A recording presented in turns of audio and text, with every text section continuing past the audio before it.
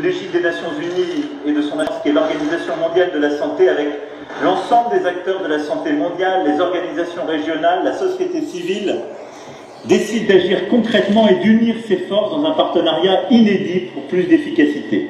Et vous l'avez dit, avoir autour de la table à la fois l'Organisation mondiale de la santé qui en assurera la coordination, mais CEPI, Gavi, le Fonds mondial, Unitaid, Wellcome Trust, la Banque mondiale, la Fondation Bill et Melinda Gates, les acteurs du secteur privé pharmaceutique, les chefs d'État et de gouvernement ici rassemblés est inédit. Et je veux insister juste sur quelques points qui sont structurants pour cette initiative et gagner contre cette pandémie. On a au fond 4 piliers pour réussir. Le premier pilier, c'est notre efficacité collective pour soutenir les systèmes de soins. Je vois mon ami Cyril Ramaphosa autour de cette visioconférence. On a eu l'occasion d'échanger compte tenu de son rôle et son leadership dans le cadre de l'Union africaine. Si on veut gagner contre ce virus, on doit soutenir tous les systèmes, et en particulier les systèmes primaires de soins, pour lutter contre toutes les pandémies, et en particulier le Covid-19.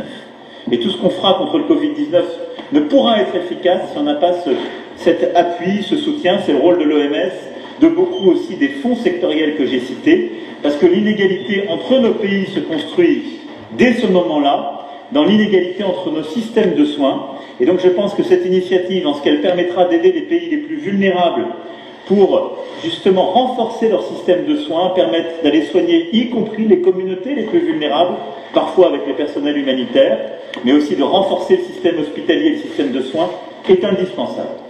Le deuxième pilier de notre initiative, ce sont les tests, le diagnostic. L'OMS l'a dit depuis plusieurs semaines, on a tous ce défi dans nos pays qui est évidemment de développer les systèmes de tests. Il faut qu'on le rende accessible dans tous les pays du monde, y compris les pays qui sont les plus fragiles, y compris les pays les plus vulnérables.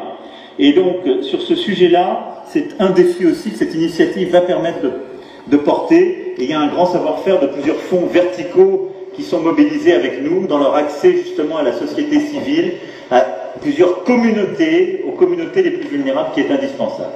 Le troisième sujet, ce sera l'accès au traitement. Beaucoup de nos chercheurs, de notre personnel soignant sont en train de coopérer.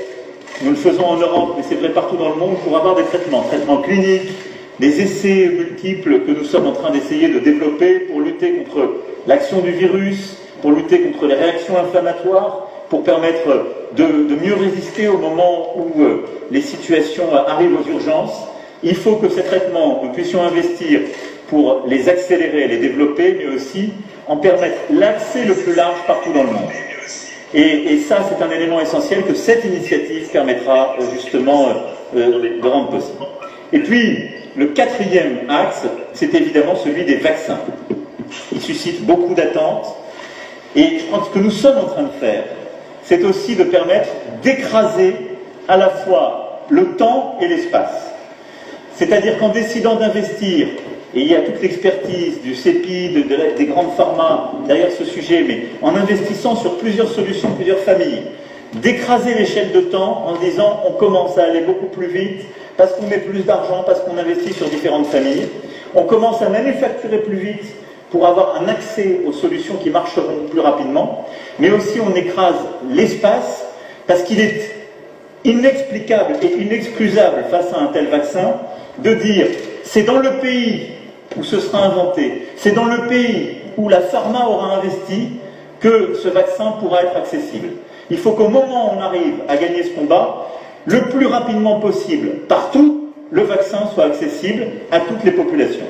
Et donc, je crois que l'initiative qui est ainsi conduite par nous tous, c'est celle qui permettra de rendre accessible dans toutes les géographies, dans tous les pays, y compris les plus vulnérables, ce vaccin, parce que c'est aussi ce qui nous permettra de retrouver le plus vite possible une vie normale. Les scientifiques sont ceux qui nous diront beaucoup mieux que moi la bonne échelle de temps. On a envie de bousculer toutes les frontières.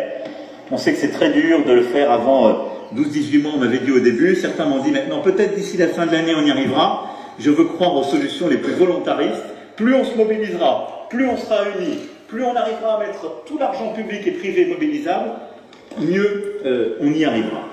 Nous allons maintenant continuer à mobiliser tous les pays du G7, du G20, pour qu'ils se mettent derrière cette initiative, J'espère qu'on arrivera à réconcilier, si je puis dire, auprès de cette initiative commune, et la Chine et les États-Unis d'Amérique, parce que c'est au fond de dire la lutte contre le Covid-19, c'est un bien commun de l'humanité, et aucune division, au fond, n'a lieu pour gagner cette bataille.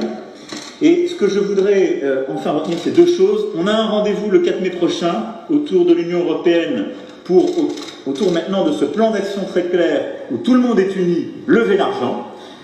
Et je voudrais que cette méthode, on arrive collectivement à la garder en tête pour les autres pandémies, pour beaucoup d'autres luttes qu'on a à mener.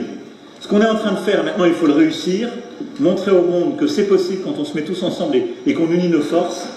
Et je rêve qu'ensuite on arrive à avoir une telle énergie, une telle unité aussi vite pour lutter encore plus efficacement contre la tuberculose, le paludisme, le VIH et aussi beaucoup d'autres pandémies qui peut-être ont touché beaucoup plus que d'autres les pays les plus vulnérables, mais qui justifient d'aller encore plus fort, plus loin, tous ensemble. Donc merci Dr Tedros de nous réunir.